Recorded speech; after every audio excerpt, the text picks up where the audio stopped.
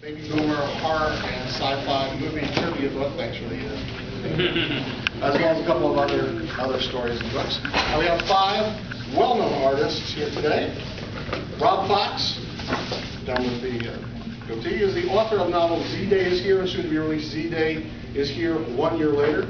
He's written a lot of short stories that have been published in various anthologies. 2 of the stories currently available are Recess in the anthology Dead Set, a zombie anthology, and The Letter in the award-winning anthology Zombology. As a screenwriter, Rob's written the script for movies currently being filmed: ACE, The Zombie. Ace.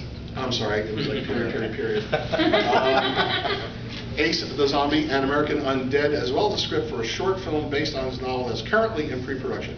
Check out his webpage for all things Rob Fox at zdayishere.com. Joe Garden, right here, is the features editor for the satirical newspaper and website The Onion. In addition, his acting did not ruin the critically acclaimed film Big Fan, nor did his writing prevent the cartoon Word Girl from winning a Daytime Emmy for Best Writing for a Children's Series. However, most relevant to this weekend, he also belongs to the writing collective Action 5, with whom he co-authored the new Vampire's Handbook. Stokely Gittins, in the middle, was born and raised in Miami, Florida, has earned an MBA from Florida State University, and his bachelor's is in International Business and Finance from Florida International University. He lives here in the Orlando, Florida area, and he is the author of the novel Peter Paul, The Chase Begins. Philip is not here. Oh, is he on this one? You know, there are so many talented writers here, I just can't keep it straight. Scott Kennemore, on the end, is the author of 4 zombie-themed series, satires: The Zen of Zombie, Zeo, or is that Z-E-O? Z-E-O. Yeah, The Art of Zombie Warfare, and The Code of Zombie Pirate. Didn't know there were zombie pirates. Oh, yeah. His first novel, Zombie, Ohio, will be published in 2011. His fictions appeared in journals like The Kenyon Review and Murdoch. He is the drummer for the Chicago-based rock band, The Blisters. And last but not least, who have I left out? Robert Schuster. Grew up in Indiana. His first book, short story collection entitled Seven Aside, which he got the shirt on to promote that, came out in 2000. 2002, he released a second book, a collection of short stories called The 13 Colonies. Then 2003, released the first novel and third book, I, Vampire. The fourth book and second novel, Phase 2, came out in 2006. He has also appeared in a number of theater productions and was a major character, and here we go, this is the punch right here, the film Vampire Biker Babes. And